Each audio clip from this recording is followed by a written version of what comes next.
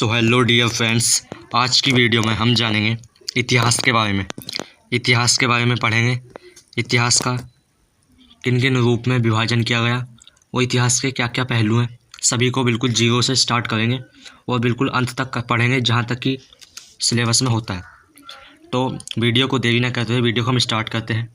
Topic है history, यानी कि इतिहास क्या है। तो सुनो, बिल्कुल जीरो से बताऊँगा। इतिहास की जो परिभाषा बनती है वो किस तरह से बनती है। इतिहास जो है, इति धन है धन आस, इति धन है धन आस। इति का मतलब हो गया ऐसा, है मतलब हुआ, आस मतलब घटित। यानी कि हम कह सकते हैं इसकी परिभाषा बन जाती है, वो बन जाती है ऐसा ही घटित हुआ था। इसे बोलते हैं हम इतिहास। कोई पूछे इतिहास क्या है, उसका मतलब हो गया ऐसा ही घटित हुआ था। तो ये हमने इतिहास की परिभाषा समझी। अब बात करें इतिहास के पिता कौन है, तो इतिहास के जो पिता है वो है हेरोडोटस। इतिहास के पिता है हेरोडोटस। ठीक, इनकी एक बुक है हिस्टोरिया, या जिसे बोलते हैं हिस्टोरिकल इनकी एक बुक है। ठीक, जिसमें इतिहास के बारे में लिखा। इनके जो हेरोडोटस जो है, इनका जन्म हुआ था 484 BC में। BC होता है बिफोर क्राइस्ट में, यानी कि ईसा मसीह के जन्म से 482 साल पहले की बात है जब उनका जन्म हुआ था। ईसा मसीह के जन्म को ही जीरो माना गया।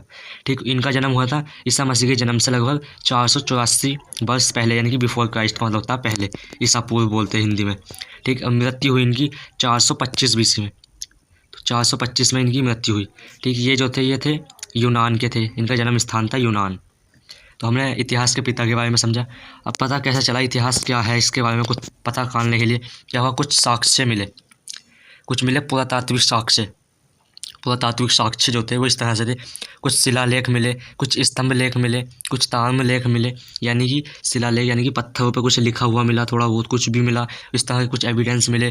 कुछ स्तंभ लेख यानी कि कुछ पत्तों पे लिखा हुआ मिला। पहले कुछ बोर्ड या कॉपी या पेन इस तरह का कुछ था नहीं, तो इसलिए थोड़ा बहुत जो कुछ हो सका था अपने हिसाब से, थोड़ा बहुत जो कुछ अध्ययन करा, थोड़े बहुत पढ़े लिखे हुए या कुछ भी हो सका उसके बारे में कुछ शिलालेखों से इस तरह से कुछ एविडेंस मिले। कुछ मिले साहित्यिक साक्ष्य किस तरह से मिले, कुछ धार्मिक चीज़ें मिली, जैसे रामायण के बारे में पता चला, महाभारत के बारे में, कुरान के बारे में, बाइबल के बारे में। ठीक, कुछ आध्यात्मिक साहित्य मतलब साक्ष्य मिले, अर्थशास्त्र, मुद्रा राक्षस, इस बारे में पता चला।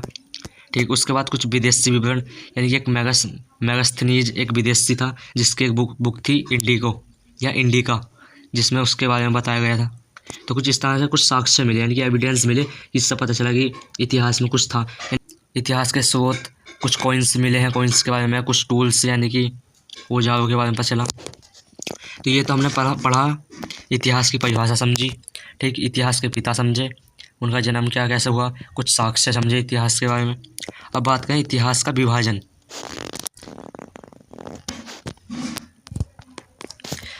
इतिहास का विभाजन 3 रूप में करा गया है। एक है प्रागैतिहासिक काल, एक है प्रागैतिहासिक काल को इंग्लिश में बोलते हैं प्रे हिस्टोरिक पीरियड।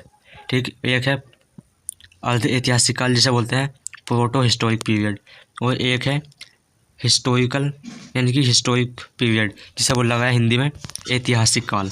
तो इस तरह से 3 रूप में बांटा गया। अब बात करें प्रागैतिहासिक काल जो था, इसके अंदर क्या क्या बताया गया। तो इसके अंदर जो है, इसमें कुछ लिखित साक्ष्य नहीं मिले और ना ही कुछ इसके कुछ साक्ष्य पढ़े गए और ना ही कुछ उस टाइम लिखा गया। ठीक, बात करें प्रोटो हिस्टोरिक पीरियड, इसमें कुछ साक्ष्य तो मिले लेकिन इसे पढ़ा लिखा नहीं गया। इसके साक्ष्य मिले, इसके साक्ष्य भी नहीं मिले, नहीं इसे पढ़ा लिखा गया। उस टाइम पढ़ा लिखा भी नहीं जाता था, कुछ साक्ष्य भी नहीं मिले।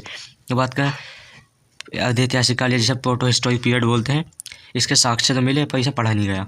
ठीक, उसके बाद आता है हमारा ऐतिहासिक काल यानी कि हिस्टोरिक पीरियड। इसके बारे में क्या पता चला, इसके साक्ष्य भी मिले और इसे पढ़ा लिखा भी गया, यानी कि उस टाइम पढ़ लिख के उनके बारे में लिखा गया था, उस टाइम के बारे में, उस टाइम के दौर में लिखा था। ये होता है। तो ये 3 रूप हमने समझे। प्रागैतिहासिक काल कह सकते हैं इसे अर्धऐतिहासिक काल, और इसे ऐतिहासिक काल, इस तरह 3 सा। उसके बाद आता है हमारा अगला टॉपिक है पाषाण काल। अब बात करें पाषाण काल यानी कि स्टोन एज क्या होता, जो मैंने बताया ना, प्रागैतिहासिक काल को ही पाषाण काल कहा गया, क्योंकि पाषाण काल इसे कहा गया क्योंकि इसमें पत्थरों का प्रयोग किया गया, इसलिए इसे पाषाण काल कहा गया। अब बात करें पाषाण काल कहें या प्रागैतिहासिक काल कहें, इसे 3 रूप में बांटा गया। एक है पूरा पाषाण काल, एक है मध्य पाषाण काल और एक है नव पाषाण काल। 3 रूप में बांटा गया। अब बात करें पूरा पाषाण काल क्या है, मध्य पाषाण काल क्या है और नव पाषाण काल क्या है। तो पूरा पाषाण काल जो है जो ऐसा टाइम था, यानी कि उस समय की बात है जो कि अनंत समय से, यानी कि जब से मानव बना है, आदि मानव बना है, उस अनंत समय से लगाकर 10,000 BC तक का जो समय है, यानी कि ईसा मसीह के जन्म से 10,000 पहले तक का जो समय, और अनंत यानी कि अनंत समय से लगाकर ईसा मसीह के जन्म से 10,000 BC तक लो का जो समय है, उस टाइम को तो कहा गया पूरा पाषाण काल। बात करें मध्य पाषाण काल, 10,000 के बाद जो स्टार्ट हुआ 4,000 BC, यानी कि ये जो सन थे इस, यानी कि जो थे ईसा पूर्व, ये घटते हुए आएंगे। पहले 1,00,000 साल पहले भी हुए, 1,00,000 साल हुए होंगे, फिर कुछ हज़ारों में साल आए होंगे, फिर 2,000 साल, 1,000 साल, इस तरह घटते घटते 100 साल, जब होता होता जीरो पर जब आकर रुका होगा इस तरह से। फिर उसके बाद अभी जो हमारा आधुनिक काल चल जाए इसमें सिर्फ अभी 2,000 साल ही हुए, सन 2026 चल जाए। उससे पहले तो हज़ारों साल थे, तो इस तरह से साल थे। तो ये होता है बिफोर क्राइस्ट, यानी कि ईसा मसीह के जन्म से पहला। तो 10,000 BC से 4,000 BC तक का जो समय इसे बोला गया मध्य पाषाण काल। और बात करें नव पाषाण काल की, होता है कि 4,000 BC से 2,500 BC तक का जो समय है इसे बोला गया है नव पाषाण काल। तो हमने पूरा पाषाण काल समझा है, नव पाषाण काल, मध्य पाषाण काल और नव पाषाण काल। और इनके बारे में कुछ साक्ष्य मिले होंगे, जब तो पता चला है इनके बारे में। तो पूरा पाषाण काल जो है इसके बारे में बताया किसने, तो एक पॉइंट आ जाता करेगा। तो इसके बारे में बताया है रॉबर्ट ब्रूस फूट ने 1863 में बताया पाषाण काल के बारे में। सुनो पूरा पाषाण काल क्या था, ये वाला हम पढ़ ले वाला पूरा पाषाण काल क्या है। तो पूरा पाषाण काल के कुछ साक्ष्य हैं, जैसे इस टाइम पत्थरों का प्रयोग किया गया, औजारों का प्रयोग किया गया, ठीक। घुमक्कड़ जीवन था, घुमक्कड़ यानी कि किसी कोई नहीं पता कौन सा घर है, क्या कहाँ रहना है, इस तरह का जीवन था। आदि मानव की उत्पत्ति इस टाइम ही हुई है, ठीक। शिकार पर निर्भर थे लोग, उस टाइम शिकार कर रहे थे, ठीक। आग का ज्ञान होना लग गया धीरे धीरे। तो ये तो हमने पूरा पाषाण काल समझा। पूरा पाषाण काल के अंदर ये घटनाएं हुई।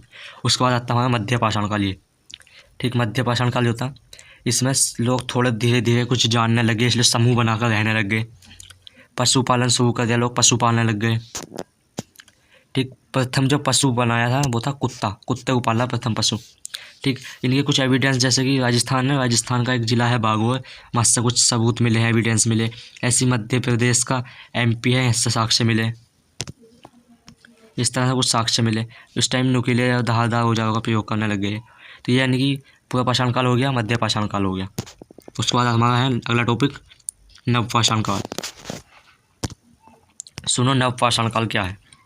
नव पाषाण काल इसे बोला गया न्यू स्टोन एज, यानी कि पहला तो हो गया था पूरा पाषाण काल जो कि 10,000 BC से